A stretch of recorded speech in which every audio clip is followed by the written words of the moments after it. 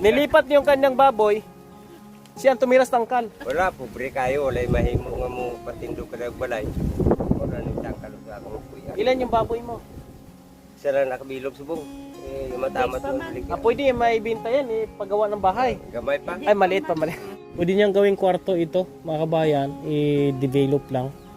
May kwarta. Kung may pera daw po siya, mga kabayan. Salamat din, maka... Tingnan natin kung anong magawa natin dito kay tatay. Nandito na tayo sa area po, mga kabayan. Tuntunin natin kung saan ang exact location ang sinasabi po sa atin na isa pong senior na nakatira sa tangkal ng baboy. Kaya pinasok natin yung area na ito para po makita natin personally actual na kalagayan po ng senior. Baka po ay meron pong maitulong sa kanya yung ating mission. Baka ito siguro. Ay, ito nga. Nagbalay. Ayan. Ang bahay nga to. Ginawang bahay ang tangkal ng baboy. Dito na tayo. Tingnan natin yung bahay ni tatay. Sino ang ngalan ni nanay? Si Julito Bilasa. Nagpaalam tayo sa kapatid po ni tatay. Si nanay nandito. Para makita natin yung loob ng bahay. Ito yung titirhan ni tatay. Kabayan. Yung rin ito. Tangkal ng baboy, mga kabayan. No? Kaya maganda na nasilip natin. Tay! Andito si tatay. May hapon, kamusta?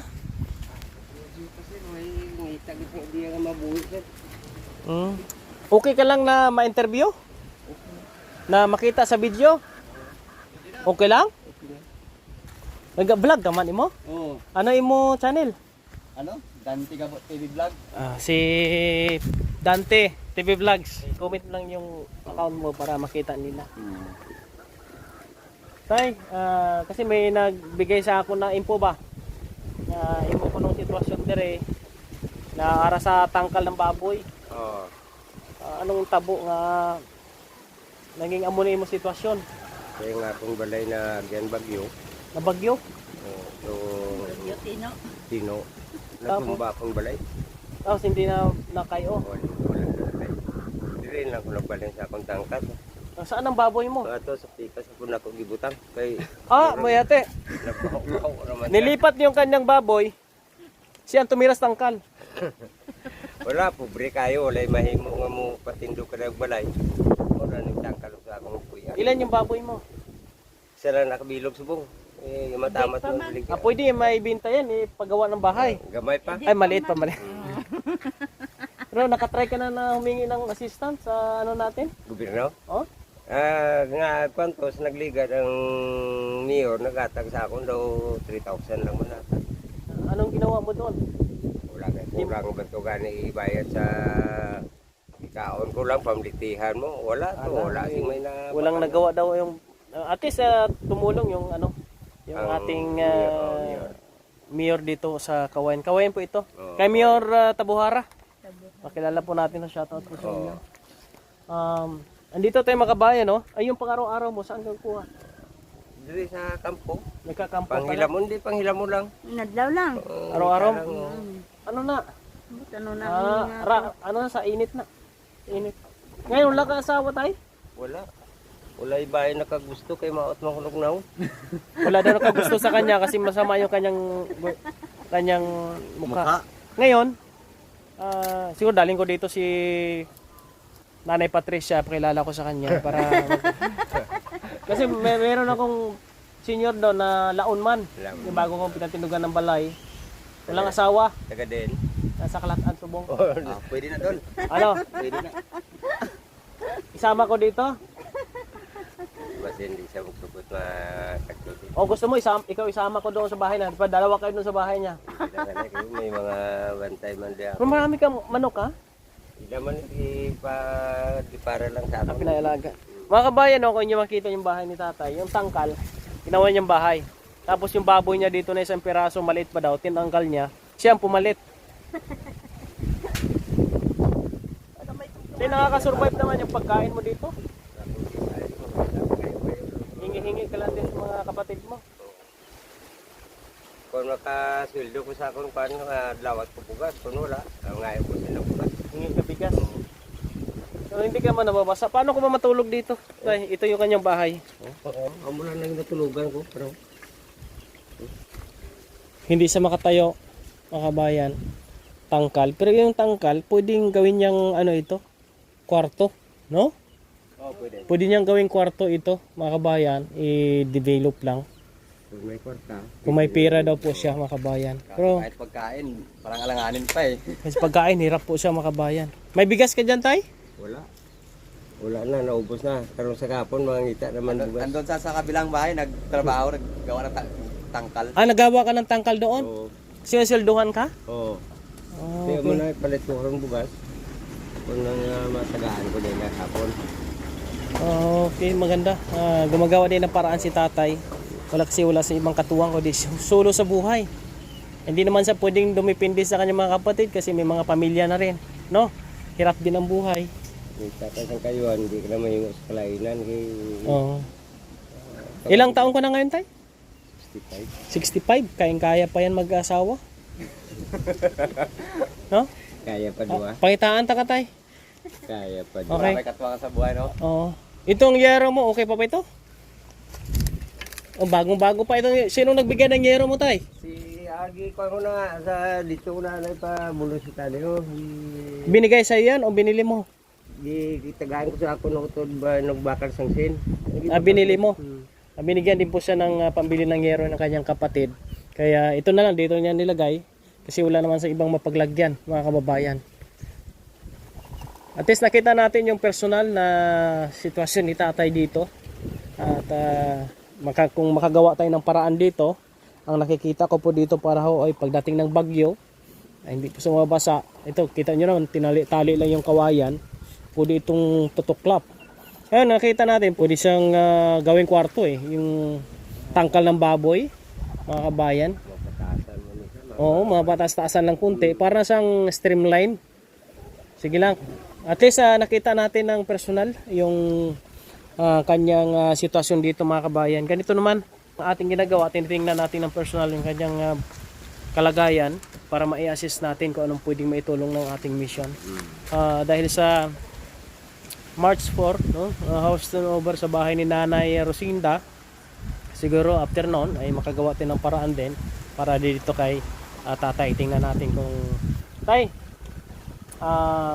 kung anong magawa ni Kuya Raymond sa mission nito ay tutulong tayo sa abot ng ating kakayahan. No, kung meron kaming maitulong, tutulong kami. Pasalamatan ko dito sa inyo ako mga buligan ko mapapatindot di ba rin. Kasi yan ang priority namin, yung mga senior na walang-wala, na walang asawa, walang pamilya, na kasama sa bahay o walang maayos na matutulugan. Tagaan sawa. O, binibigyan ng asawa, mga kabayan. Halika, bigyan kita ng asawa. Halika dito. Kasi nga, walang asawa si tatay, wala rin siyang masaing mamayang hapon. Kaya nagdala ako ng bigas para meron siyang may saing po, mga kabayan. No? Tapos sa sunod, si Nanay Patricia, daling ko po dito. Ito lang muna, muntin kong pasalubong sa'yo. Salamat kay maka Sa mga senior na tulad ninyo na nagsusumikap, gumagawa ng paraan. karon sudan nga uga. Oh, yan. Adi, tay, dami ito tayo. Ulam. Ariyo.